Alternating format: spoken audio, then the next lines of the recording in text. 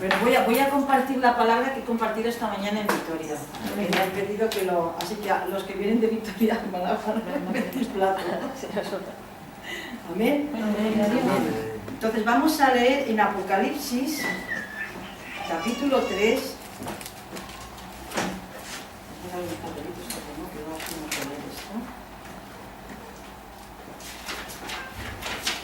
Si se me oye... Apocalipsis capítulo 3, versículo 20.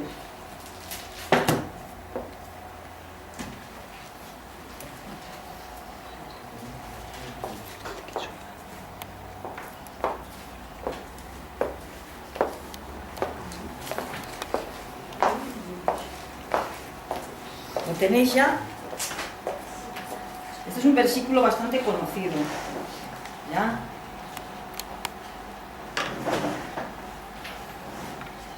Dice así: he aquí, yo estoy a la puerta y llamo.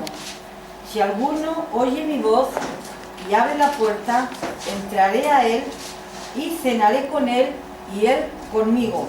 ¿Ya? Como decía esta mañana, este versículo, muchas veces la gente cuando va a hacer evangelismo, cuando va a predicar a las personas de cómo entregarse a Jesús, suelen citar este versículo, porque sí que es verdad que Jesús está llamando a la puerta.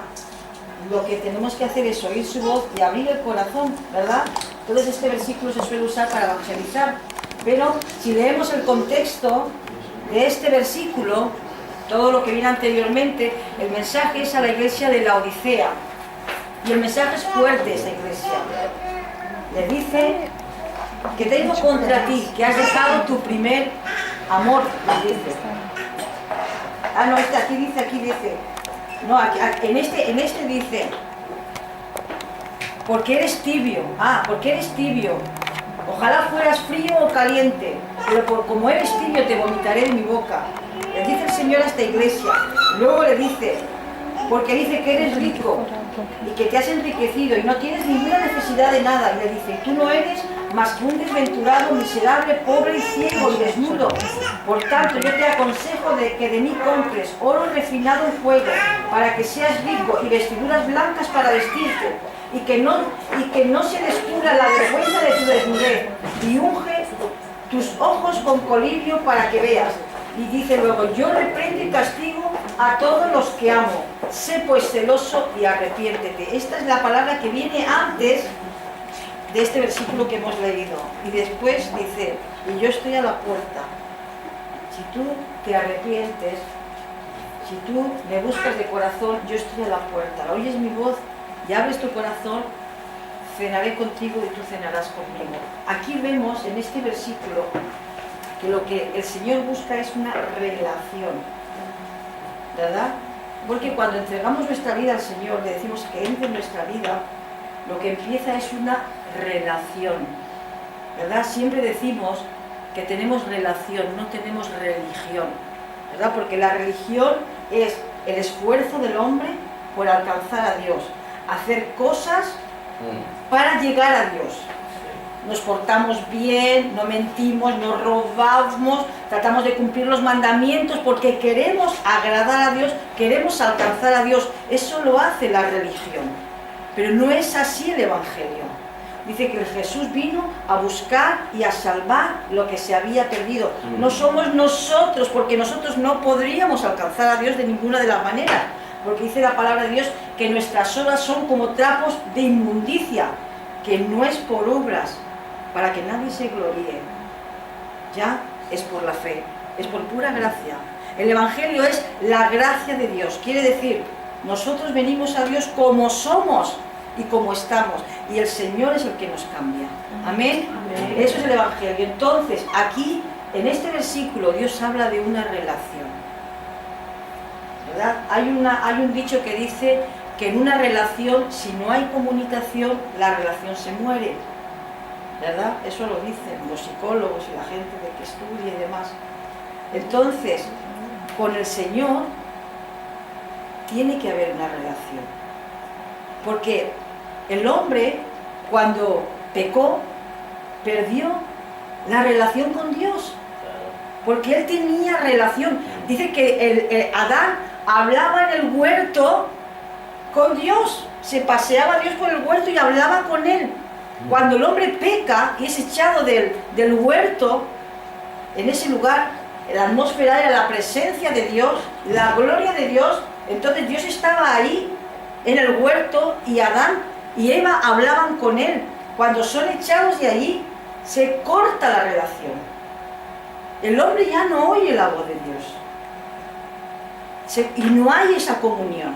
Entonces, Jesús viene para eso. O sea, no es algo que el hombre hace para volver a recuperar. Es Dios que lo hace todo para recuperar eso que se perdió.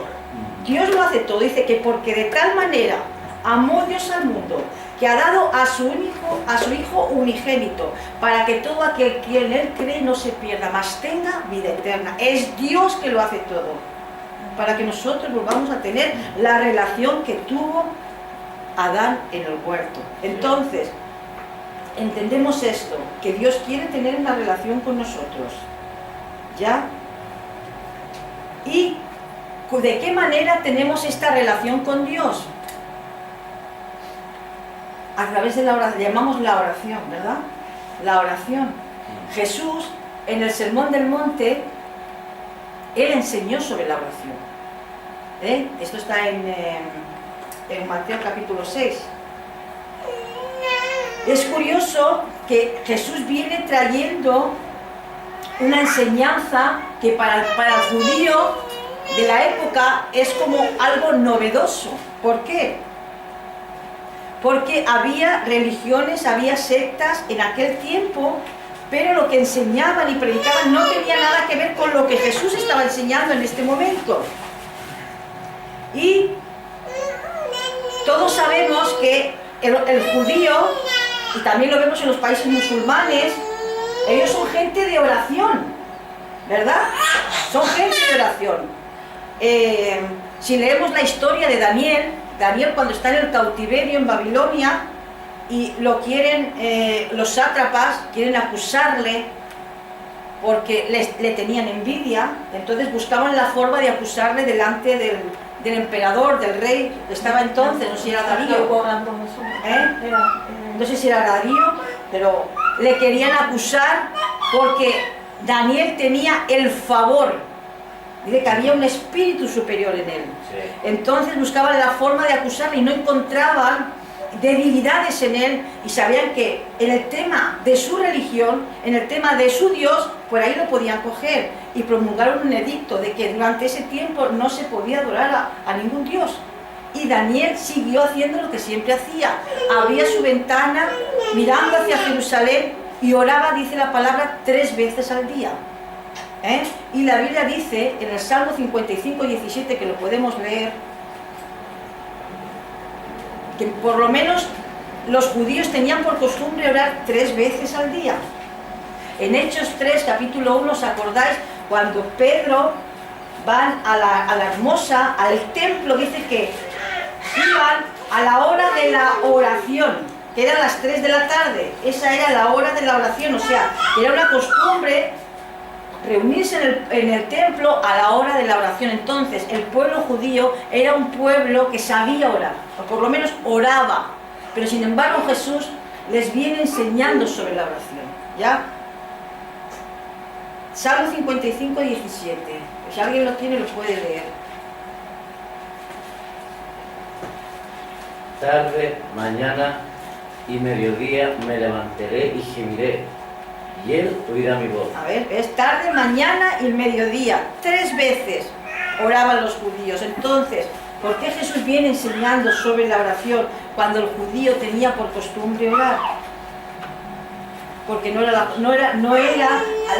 oración que se hacía se había desvirtuado, no era una oración correcta. Entonces Jesús viene enseñando en Mateo 6, en el Sermón del Monte. Vamos a leer Mateo 6, versículo 5.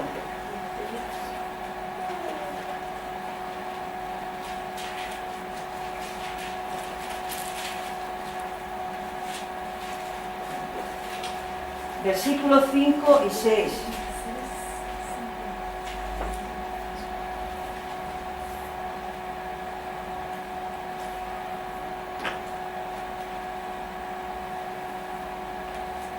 Dice, si cuando ores, no seas como los hipócritas, porque ellos aman el orar en pie en las sinagogas y en las esquinas de las calles, para ser visto de los hombres.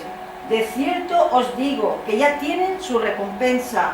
Mas tú cuando ores, entra en tu aposento y cerrada la puerta, ora a tu Padre que está en secreto, y tu Padre que ve en lo secreto te recompensará en público. Aquí está Jesús enseñando unas nuevas pautas de cuál es la oración verdadera. ¿Por qué? Porque en aquella época había muchos grupos religiosos y había también grupos políticos. Yo voy ahora a leer algunos de los grupos que vais a leer. Cuando leéis el Nuevo Testamento lo vais a leer: fariseos, escribas, saduceos, herodianos, celotes.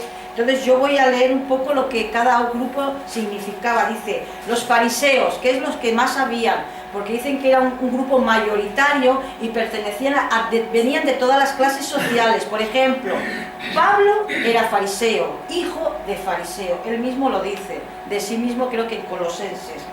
En Nicodemo, el que vino a Jesús de noche, vino de noche porque no quería que lo vieran los propios fariseos. Era un maestro, era un fariseo maestro de la ley. Además creo que era escriba, ¿ya? Entonces, los fariseos eran una estricta secta religiosa de judíos que propugnaron obediencia meticulosa a la ley y tradiciones judías, muy influyente en las sinagogas. ¿Sabes que las sinagogas eran lugares de culto? Eran lugares de culto. Dice, los saduceos, otro grupo, también otra secta religiosa, pero más metidos en política. Eran ricos, era el partido sacerdotal judío de clase alta, rechazaron la autoridad de la Biblia más allá de los 5 libros de Moisés, obtenían ganancias de negocios en el templo. Ellos, junto con los fariseos, conformaron los partidos mayoritarios del concilio judío. Después estaban los escribas, que eran los intérpretes profesionales de la ley, enfatizaban especialmente las tradiciones, y muchos escribas fueron fariseos. Además de fariseos eran escribas, ellos mismos interpretaban la ley, o sea, ellos cogían la Torá, que eran los 5 libros, y ellos mismos lo interpretaban. Recuerdo que en España, ya en el tiempo de la Inquisición, aquí la gente no podía leer la Biblia, porque dicen que era un libro muy difícil, muy complicado. Entonces los curas eran los que leían la Biblia y los que exponían la Biblia, y encima en latín. Y la gente del pueblo era, la mayoría, analfabeta. Esto era así. Por eso había tanta oscuridad en esa época del tiempo de la Inquisición. ¿Quiénes fueron los que se convirtieron y fueron perseguidos después?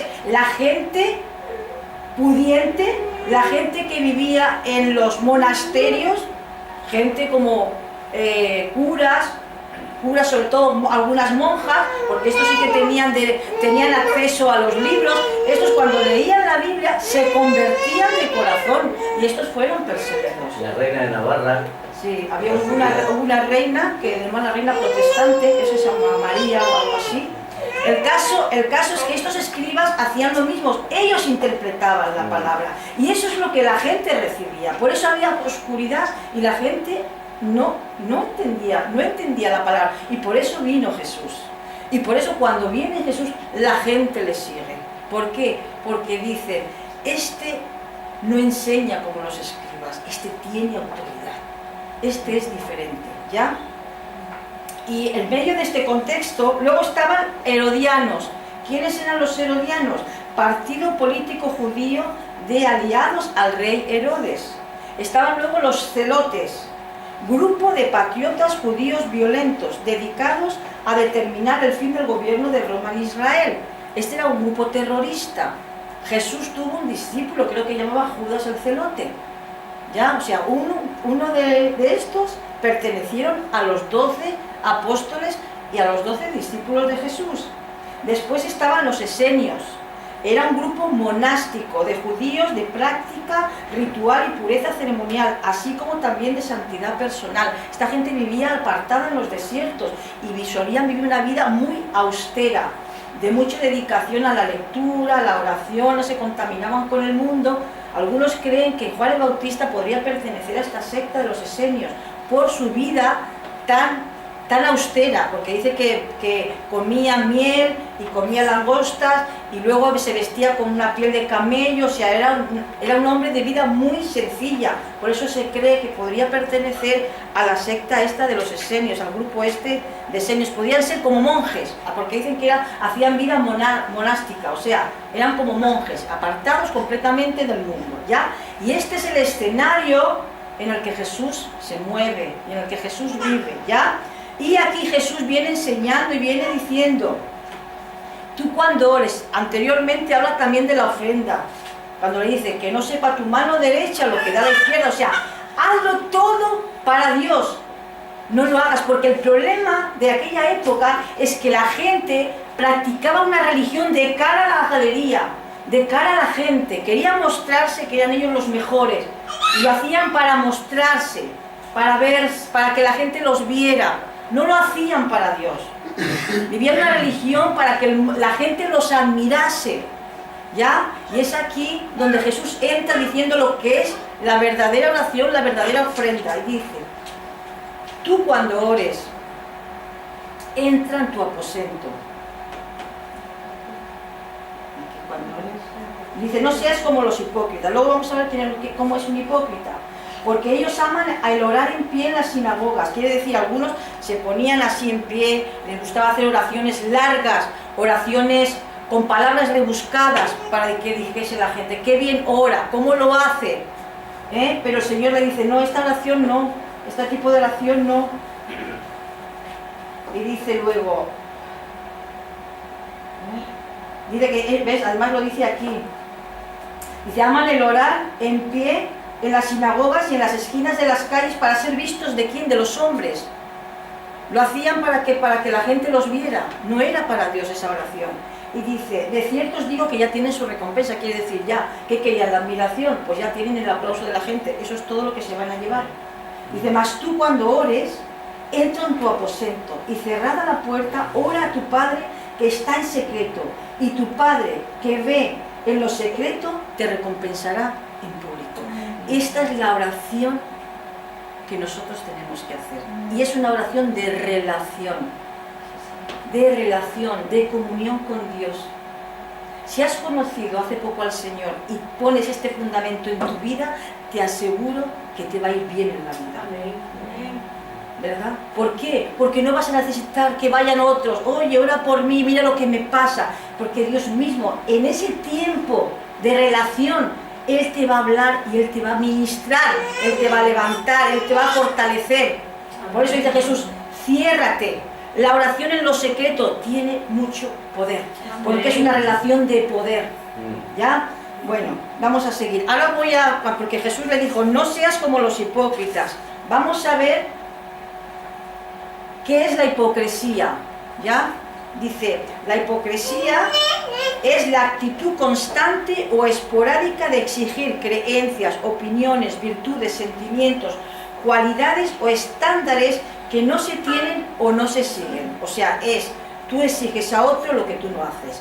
La persona hipócrita finge cualidades o sentimientos contrarios a los que verdaderamente tiene o experimenta. La hipocresía en sí es un tipo de mentira o pantalla de reputación. Dice, la persona hipócrita es aquella que pretende que se le vea la grandeza y bondad que construye con apariencias sobre sí misma, propagándose como ejemplo y pretendiendo o pidiendo que se actúe de la misma forma, además de que se glorifique su accionar. Normalmente este tipo de personas solamente busca ser visto, ser exaltado, es lo que trata de decir, aunque sus fines y logros están alejados de la realidad. La hipocresía definida como la negativa a aplicar en nosotros mismos los mismos valores que aplicamos a otros. O sea, les exigimos a los demás lo que nosotros no hacemos. Eso es el hipócrita. ¿Ya? Y cuando hablaba Jesús de los hipócritas, vamos a ver de quién habla. Vamos a leer Lucas capítulo 12, versículo 1. Creo que es 1 y 2.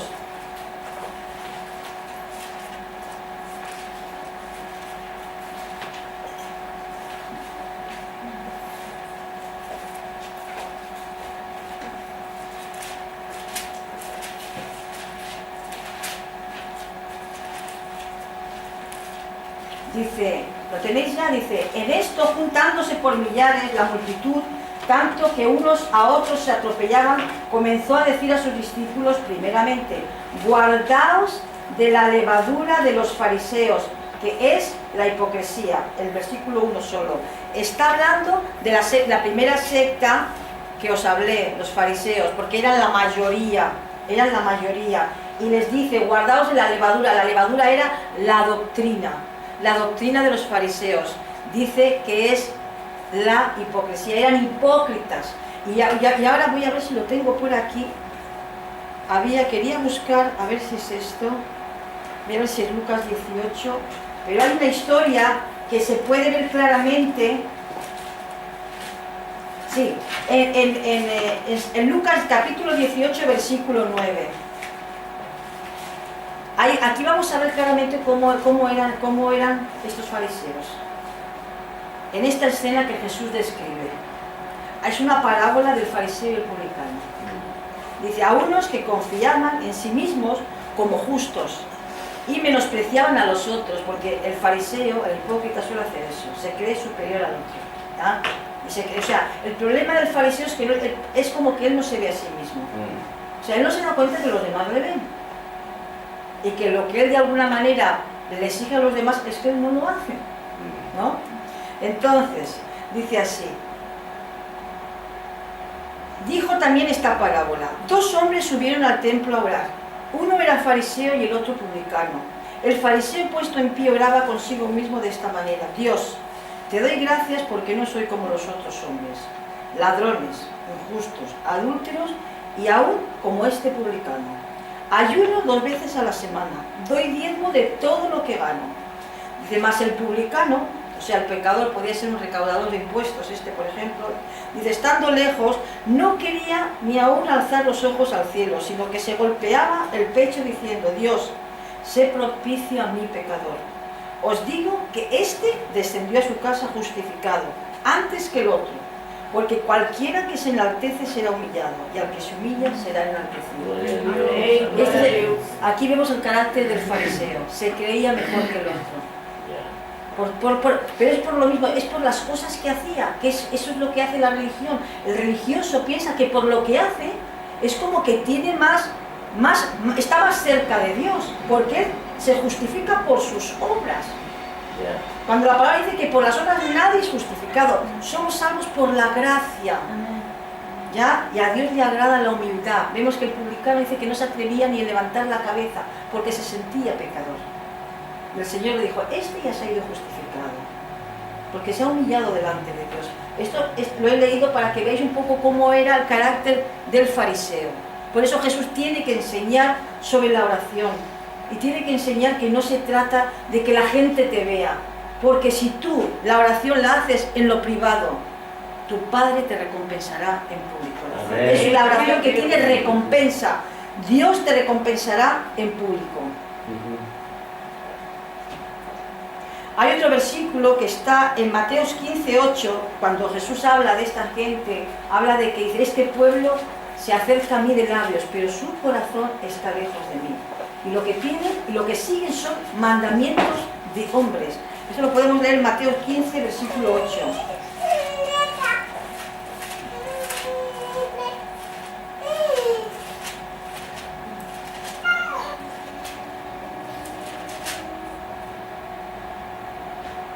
Dice así, este pueblo...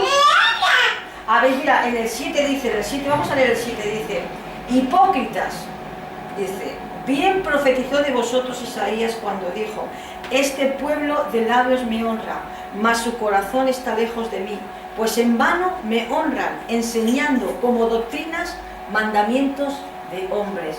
Ellos aparte de la ley, habían puesto un montón de mandamientos, un montón de normas, un montón de cosas que no tenían nada que ver con la palabra. Y siempre estaban detrás de Jesús a ver dónde le encontraban la falta para acusarle.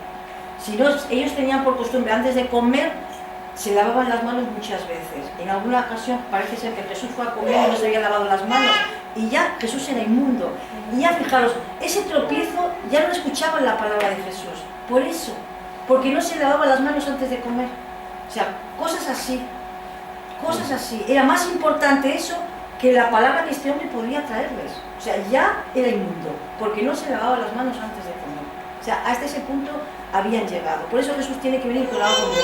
Algo de verdad que tiene que ver con lo que es realmente el verdadero evangelio. Jesús hace mucho hincapié en la oración de relación. Mucho hincapié. Por ejemplo, dice que los discípulos de Jesús en una ocasión le dijeron: Maestro, enséñanos a orar como Juan el Bautista le ha enseñado a sus discípulos. Estamos hablando de judíos que ya sabían orar. Porque si algo tenía el judío es que era un hombre enseñado desde la niñez a orar. Pero ellos veían que la oración de Jesús era diferente. ¿Por qué? Porque en su vida se manifestaba la gloria de Dios, se manifestaba el poder de Dios. Y en su vida veían que lo que predicaba lo vivía. Cosa que en esa época, los religiosos de la época no eran así. Entonces ellos entendían, este tiene que orar de otra manera, porque este es diferente. Y entonces Jesús les enseña el Padre Nuestro, ¿ya? El Padre Nuestro sabemos que es un modelo de oración. Había algo que veían en Jesús, y es que Jesús dice que se apartaba. Si leéis los evangelios, vais a ver que en muchas ocasiones dice Jesús se apartaba o se iba al monte. Lo vamos a leer, por ejemplo, voy a buscar un versículo aquí, que tenía aquí, Marcos 1:35.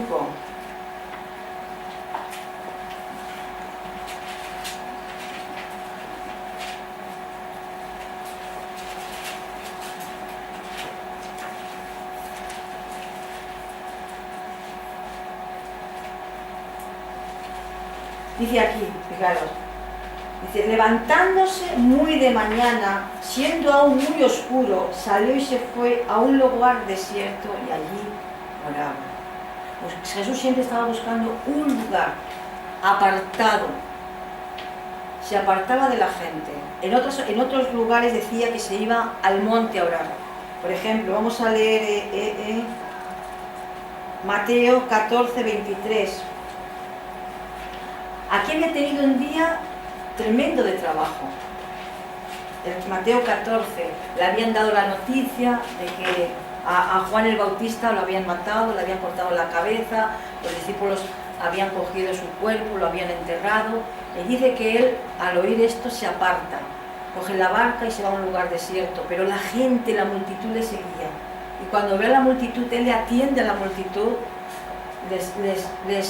los sana a los enfermos, los atiende, y luego dice que se hace de noche en medio de todo esto, y antes de que se hiciera de noche, era tarde, y entonces le dice a los discípulos que le dieran de comer, y es cuando hace el milagro de la multiplicación de los panes y los peces. Cuando termina esto, dice que se hace de noche, y vamos a leer el versículo 14:23, Mateo 14:23, ¿lo tiene alguien para leer? Después de despedir a la multitud, subió al monte a solas para orar, y al anochecer estaba allí solo. Eso es, despedir a la multitud después de toda esta historia que vengo contando, de estar todo el día tan ocupado, todo el día trabajando, ¿verdad? Dice, despidió a la multitud, subió al monte a orar aparte. Yo lo que quiero es que entendamos la importancia de tener el lugar secreto, de tener la oración de relación con el Padre. Porque esto va a ser vital, porque esto te va a dar vida, va a ser una vida fluida entre el Padre y tú. Tú tienes que tener ese tiempo, porque Jesús lo hacía. ¿Por qué? Porque ahí él recibía la revelación. Dios el Padre le hablaba, Dios el Padre lo confortaba. Él, cuando él empezaba la jornada, él ya sabía lo que tenía que hacer, porque Dios le había revelado, veía ya las cosas. Hay un versículo que está en Juan capítulo 5, 19 y 20. Bueno, anteriormente cuando dice que fue al desierto, que se fue a orar al monte, dice que cuando terminó de orar, Era la cuarta vigilia de la noche, serían entre las 3 y las 6 de la mañana, que es cuando viene y empieza a andar sobre las aguas, porque los discípulos están en medio del lago. Y Jesús empieza, o sea, era un hombre dedicado completamente al Padre. O sea, él no tenía horario, Amén. Era tiempo de buscar a Dios, de estar a solas con el Padre, y él estaba a solas con el Padre. ¿Entendéis? Y por eso pudo cumplir el propósito para el cual Dios lo envió. Por eso pudo. Porque era un hombre obediente, era un hombre que entendía, que sabía para qué había venido. Nosotros también necesitamos saber, Señor, ¿para qué nos has creado? ¿Qué quieres con nuestra vida? ¿Qué quieres que haga hoy? ¿Qué quieres? Señor nos revelará en ese tiempo del lugar secreto, nos va a revelar las cosas, nos va a hablar. Ya, vamos a leer en Juan capítulo 5.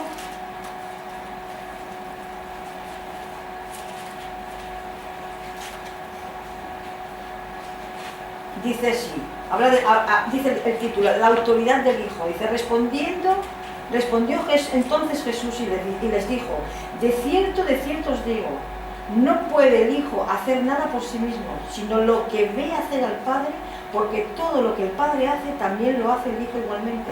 Porque el Padre ama al Hijo y le muestra todas las cosas que Él hace, y mayores obras que ésta le mostrará, de modo que vosotros os maravilléis.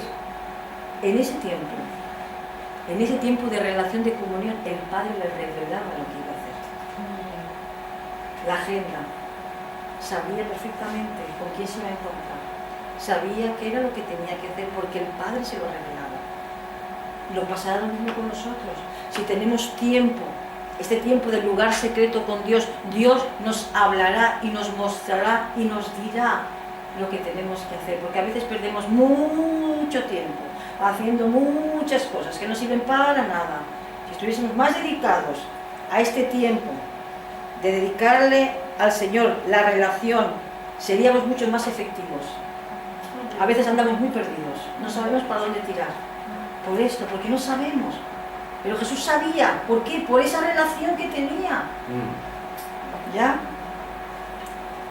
También hay otra de las cosas que Jesús recibía en esa comunión y en esa relación es fortaleza. En una ocasión, en el tiempo más duro de Jesús, cuando ya se tenía que enfrentar a lo peor, que ya el otro día hablé, la peor no era la muerte, porque mucha gente moría crucificada en aquel tiempo, era el castigo que infligía los romanos a los ladrones, a los malhechores, a la gente de mal vivir. Lo peor que tenía que llevar Jesús era el pecado de toda la humanidad, dice la copa.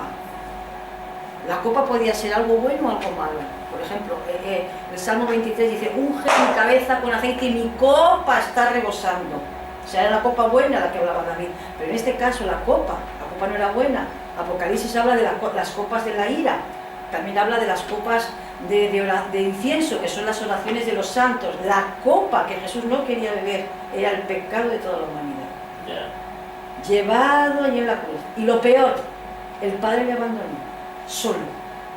Siempre había estado con la presencia del Padre. En ese momento el Padre le abandonó. Y sabía lo que se acercaba. Y en ese momento, él estaba orando allí en el monte. Se llevó a 3 discípulos para orar y no pudieron aguantar ni una hora con él. Dice que se durmieron. Ya, pero vino un ángel a fortalecerlo. Así que en ese tiempo, cuando tú estás a solas, en esa oración de relación, Dios te va a fortalecer, Dios te va a levantar y Dios te puede mandar ángeles. ¿Os acordáis de Jacob? Jacob dice que se fue a dormir, encontró un sitio, un lugar y se quedó allí a dormir en una piedra, y dice que en aquel lugar tuvo un sueño y vio una escalera, ángeles subían y bajaban, ángeles subían y bajaban. Tú puedes hacer de ese lugar de oración una puerta al cielo, ángeles que suben y bajan. Amén, amén. Amén. Un lugar donde la presencia de Dios está, porque tú estás en relación con el Padre. ¿Ya? Amén. Hay otra cosa que hace que cuando tenemos este tipo de relación, de la oración íntima, la oración en lo secreto, es que el Señor te manifiesta su gloria, te impregnas de su carácter también. Dice que Jesús, cuando estaba en el monte de la transfiguración, que estaba orando, dice que los discípulos, también se llevaba a 3 discípulos a orar, pero él estaba más alejado orando. ¿Qué sucedió? Dice que se transfiguró su cara resplandecía, la gloria de Dios mismo. ¿Ya? Moisés también, y eso lo podéis leer si queréis en el Éxodo 33 y 34, dice que Moisés hablaba con Dios cara a cara, y que cuando salía del tabernáculo se tenía que poner un velo porque su rostro resplandecía, ¿verdad? Y eso sucede cuando tú estás en relación con Dios, en la presencia de Dios. Por eso es tan importante que busquemos este tipo de oración, este tipo de relación, que no seamos personas, porque muchas veces con el tiempo, los que llevamos mucho tiempo a veces, nos aprendemos frases y oramos frases hechas, pero no son del corazón. Sí. Entonces, que tengamos una relación con Dios sincera, abrir el corazón. No podemos mentir a Dios, no podemos mentir a Dios, no le podemos mentir. Hay un salmo que dice David: Señor, aún de aquellas cosas que me son ocultas, Padre, líbrame. O sea, la Biblia dice que el engañoso es el corazón más que todas las cosas. ¿Quién lo conocerá? Dios, que escudriña la mente y el corazón. En lo secreto, que el Señor nos revele nuestro corazón, que nos muestre lo que hay, para que nos limpie, porque a veces nos puede pasar como estos fariseos que vivían engañados, que de verdad creían que la gente no veía cómo vivían. O sea, ellos mismos se creían que eran justos, cuando la gente podía ver perfectamente que lo que le exigían al pueblo ellos no lo vivían. Eran unos hipócritas. Que no caigamos en eso, que seamos gente limpia, sincera, y que no exijamos a alguien algo que nosotros no hacemos. Cuando por lo menos que lo que tú trates de exigir a la gente, que sea por lo menos algo que tú estás experimentando y viviendo. Ya, no podemos ser falsos, no podemos ser hipócritas. Amén. Entonces, Jesús, ¿por qué lo enseñaba? ¿Por qué lo vivía? Él les daba ejemplo. Por eso les dicen los discípulos: enséñanos a orar, enséñanos a orar. Porque veía cómo él oraba y veía cómo él actuaba. ¿Ya? Y aquí vemos cómo, cuando tenemos ese contacto y esa relación con Dios, y digo relación porque es una relación, donde tú hablas con Dios y Dios te habla a ti. Amén. Tenemos que buscar esto, porque Dios quiere, es que vino para eso. Vino para eso. Jesús vino para eso. Para que tú tengas una relación con tu Padre. Porque fue lo que se perdió. Por eso, que es importante que entendamos esto. Porque si tú aprendes a tener esa relación con Dios, tu vida va a ser una buena vida. Vas a conocer la voluntad de Dios. Vas a saber dónde tienes que ir, qué es lo que tienes que hacer. Y tu vida va a reflejar el carácter de Dios. Porque cuando estás con una persona, hay un refrán que dice: dime con quién andas y te diré quién eres. Amén. ¿Verdad? Sí. O dicen: de tal palo, tal astilla. O sea, quiero decir que depende de con quién tú vayas y estés, así vas a ser tú. Si tú estás mucho con Dios, tú vas a reflejar a Dios. Amén. Por eso que el Señor nos está pidiendo: quiero tener relación contigo, quiero tener comunión contigo. Y este es el versículo que he empezado a principio, Apocalipsis 3:20, lo voy a repetir. Dice el Señor: yo estoy a la puerta. Hoy está el Señor aquí a la puerta y está llamando a nuestro corazón. Él quiere cenar con nosotros, Él quiere tener una relación con nosotros. Amén. Nos vamos a poner de pie y vamos a orar.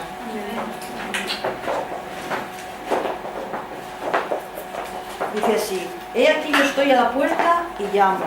Si alguno oye mi voz y abre la puerta, entraré a él y cenaré con él y él conmigo. Amén. Hoy el Señor está a la puerta. Quizá algunas veces haya estado tocando esa puerta y no le has abierto la puerta. Porque muchas veces el Señor quiere estar con nosotros y nosotros estamos tan ocupados en tantas cosas. Yo me acuerdo una vez que yo quería estar con el Señor y estaba en casa. Normalmente cuando estoy fuera me acuerdo: bueno, a tal hora voy a orar, voy a apartar un tiempo, lo voy a hacer y tal. Me acuerdo que llegué a casa y empecé a hacer cosas y aquí y allá, y estuve haciendo y moviéndome y no sé qué, y ya me pongo así en el Señor y le digo: ay, Señor, ¿dónde estás? Y el Señor me dice: esperándote. Me quedé así un poco como diciendo, Dios mío, es verdad, y es verdad, y es verdad, y el Señor está ahí y nosotros no estamos. Y el Señor está buscando tener relación, está tocando nuestra puerta y nosotros estamos en nuestras cosas. Y es tan importante esta relación, porque esta relación genera poder, porque la oración corporativa de la iglesia es buena, pero si tú tienes esa oración de la relación de lo íntimo, la otra oración va a ser poderosa, porque va a ser guiada por tu Padre. Amén. Amén. Así que vamos a orar en esta tarde. Señor, te damos gracias, Padre, por tu palabra, y vamos a hacer